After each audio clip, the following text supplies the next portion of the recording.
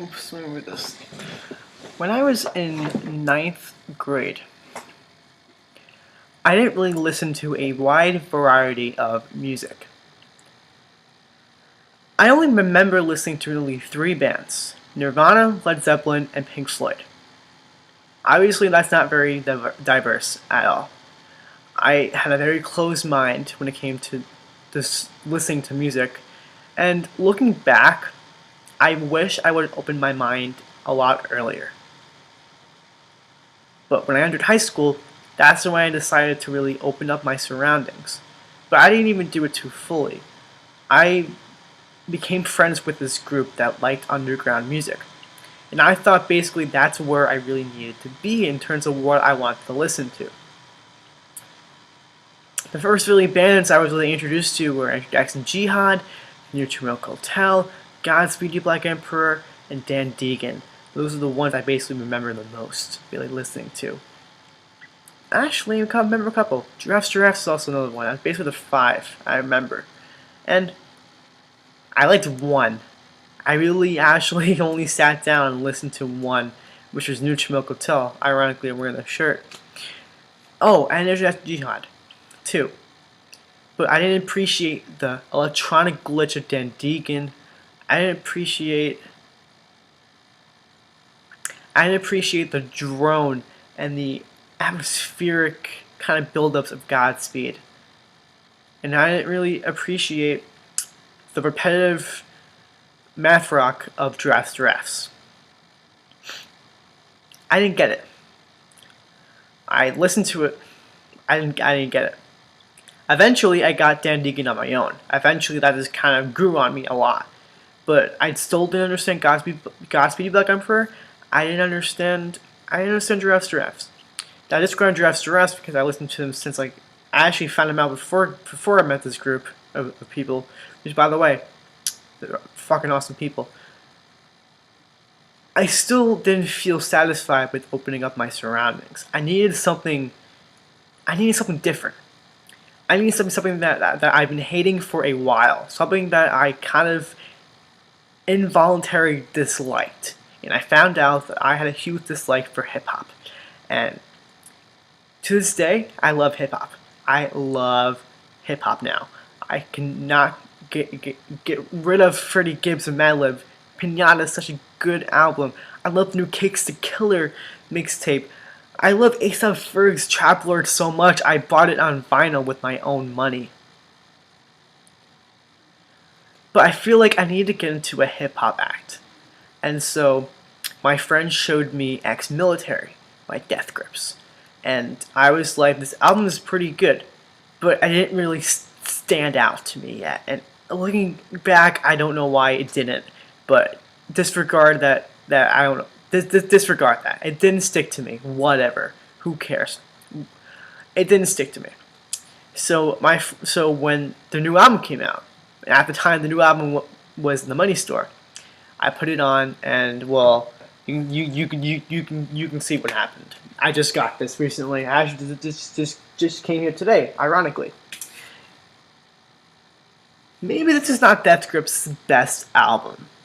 Maybe this is not the album that grew on me the best.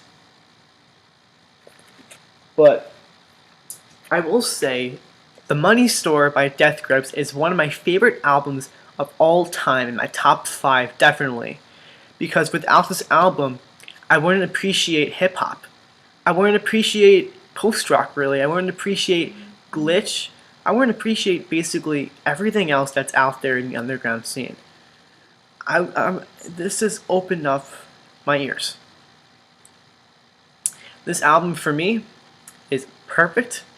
This album for me is a 10. This album for me is one of the most innovative albums I've heard. It's definitely one of the more different albums in my collection.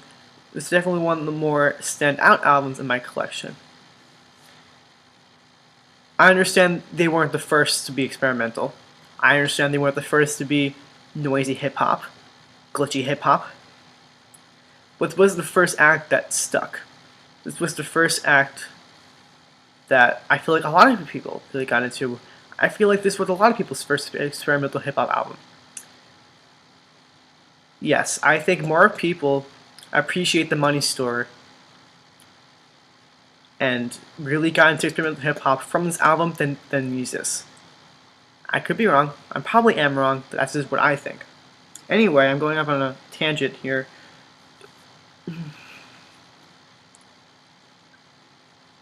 I owe it to Death Grips for kind of shaping who I am. Obviously, it's not what the songs are about. It's obviously not the messages that are hidden inside the album. But it's the album itself. It's sonically, not metaphorically. But I hear the news today. I stumbled upon my friend Jack, who posts his Death Grips is dead. And at first I got really confused. Like, what do you mean Death Grips is dead? Like, are they over? Did they break up? So I went on their Facebook page and I saw a message saying that yes, we are broken up. We are canceling all our tours. We're releasing a new album, part 2, and then we are done. Death Grips will be a finished project. And they couldn't have ended any better than they did. I'm glad that they ended on a high note, and I'm glad to see that their fans are. I'm actually glad that their fans are upset. I'm glad that they created some controversy with this breakup. But what do we do now? What do we take from this? We should take the fact that Death Grips has made some fantastic music in the past. Obviously, if you're not a fan, you will disagree. But if you are a fan of Death Grips, which most people who are listening to this video probably are, take that they made music that you like. Take that you have been associated with a cult of a fan base, I will say. I think Death Grips are one of the most passionate fans. You can tell by all the internet jokes, all the memes. And just appreciate that they made great, I can't say it enough, appreciate that they made the music that you like.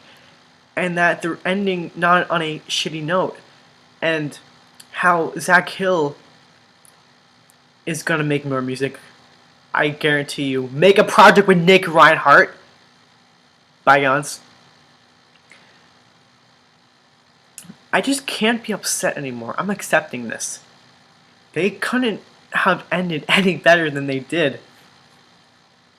And with an album with such sentimental value for me, with an album that has very changed my perspective on music as a whole, the breakup of Death Grips will be a breakup that not only am I willing to accept that they're over, is that I will respect Death Grips a little more. They will always be remembered, at least in my opinion, as a innovative hip-hop group. A hip-hop group with a massive cult fan base. Hip-hop group that's just fucking awesome. Look forward for the new album, guys. Look forward for part 2. And just they made fucking awesome music. I don't know how many times I can say that they made awesome music, and I don't know how many more times I can say that they changed my perspective on music.